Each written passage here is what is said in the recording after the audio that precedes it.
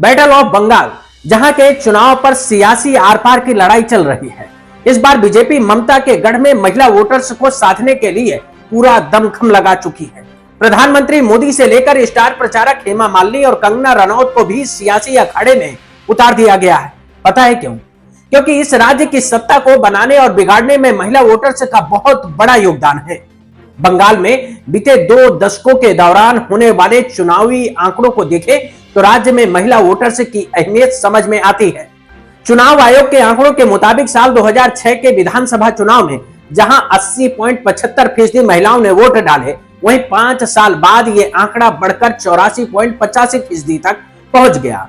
साल 2016 में यह रिकॉर्ड 94.42% तक रहा। इन आंकड़ों को आपने देख लिया तो अब प्रधानमंत्री मोदी के उस बयान को सुनिए जिसमें प्रधानमंत्री मोदी ने कहा कि हमारी सरकार ने लोकसभा और विधानसभाओं में महिलाओं को 33% रिजर्वेशन देने का कानून बनाया है। हमारी सरकार ने लोकसभा और विधानसभा में महिलाओं के लिए 33% रिजर्वेशन देने का कानून बनाया था। पश्चिम बंगाल सहित देश भर की बहनों को 2029 के 2029 के लोकसभा चुनाव से ही इसका फायदा मिले, अब ये सुनिश्चित करने का प्रयास है। सोचिए, प्रधानमंत्री मोदी एक ऐसे रिजर्वेशन की बात करके महिलाओं को साधने की कोशिश कर रहे हैं जिसके लागू होने की डेडलाइन ही सरकार ने 2029 रखी है, लेकिन उसका फायदा प्रधानमंत्री मोदी पश्चिम बंगाल में लेना चाहते हैं और उसके लिए महिलाओं को झाड़ पर चढ़ाया जा रहा है। सुनिए प्रधानमंत्री मोदी क्या कह रहे हैं। हमारा बंगाल शक्ति पूजा की धरती है। यहां आई सभी बहनों बेटियों को, बंगाल की हर बहन बेटी से कहूंगा, बीजेपी आपके सम्मान और आपकी समृद्धि के लिए मैदान में है।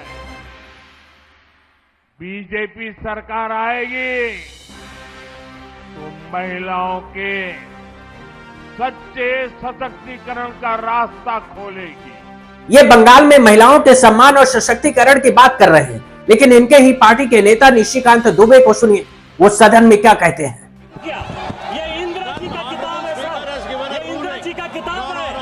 जिसने कि वीरेंद्र ब्रह्मचारी के साथ किस तरह के संबंध है और डिफेंस डीलर के क्या संबंध है।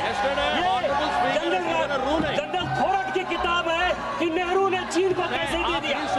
ये नेहरू की किताब है कि किस तरह नयनतारा सागर से लेकर एक गर्लफ्रेंड के साथ उनके संबंध रहे। जिन किताबों का जिक्र निशिकांत दुबे कर रहे हैं, पता नहीं इनमें से कितनी किताबें उन्होंने पढ़ी हैं और जो बोल रहे हैं वो कहां पढ़े हैं। एक बार ये लाइन फिर से सुनिए।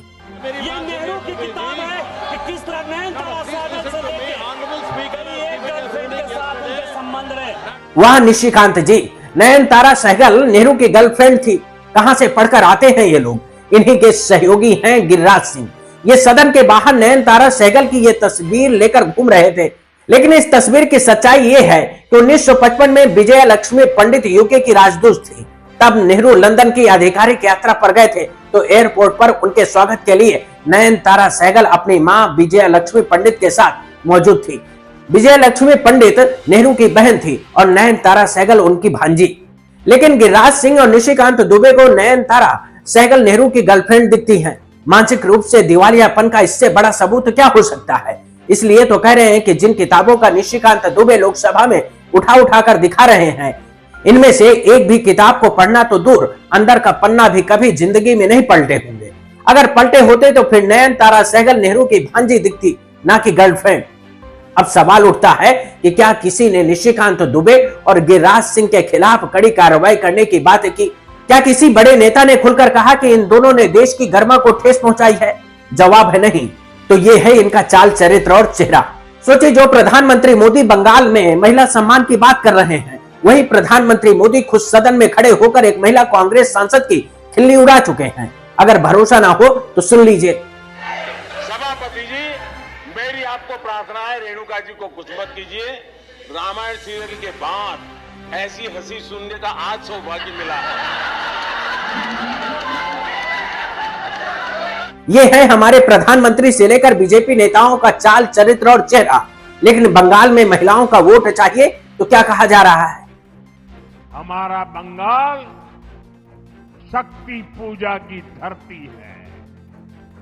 मैं बंगाल की अपनी माताओं बहनों से कहना चाहता हूं, आप भी सभी राजनीतिक दलों पर दबाव डालें, उनसे कहें कि वो संसद में खुले मन से महिलाओं के अधिकार के इस कानून का समर्थन करें। पता है क्यों? क्योंकि बंगाल में बीजेपी की सबसे कमजोर कड़ी महिलाएं ही हैं। जो भी महिला वोटर्स को साथ लेता है वो बंगाल की सत्ता का सरदार बन जाता है। साल 2021 के नतीजों के विश्लेषण से पता चलता है कि उस समय तृणमूल कांग्रेस को महिलाओं के 50% से ज्यादा वोट मिले थे, जबकि बीजेपी के मामले में यह आंकड़ा 37% ही था। और इस बार भी 40 से 45% महिला वोटर्स का साथ तृणमूल कांग्रेस के साथ जाता दिखाई दे रहा है। और इसी वोट बैंक को बढ़ाने के लिए प्रधानमंत्री मोदी महिलाओं के 33% रिजर्वेशन देने की बात कह रहे हैं और उनके मान, सम्मान और सशक्तिकरण का सपना दिखा रहे हैं। बाकायदा इसके लिए बीजेपी ने महिला आरक्षण यानी कि नारी वंदन अधिनियम 2023 को प्रभावी ढंग से लागू करने और संबंधित संशोधन पारित करने के लिए 16 से 18 अप्रैल 2026 तक संसद का विशेष सत्र बुलाया है। लेकिन यही बीजेपी सीईसी ज्ञानेश कुमार के खिलाफ लाए गए महाभियोग प्रस्ताव को खारिज कर देती है। लेकिन स्पेशल सत्र में महिलाओं पर चर्चा करके बीजेपी को लाभ होगा, इसलिए उसे बुलाया गया है। नमस्कार दोस्तों।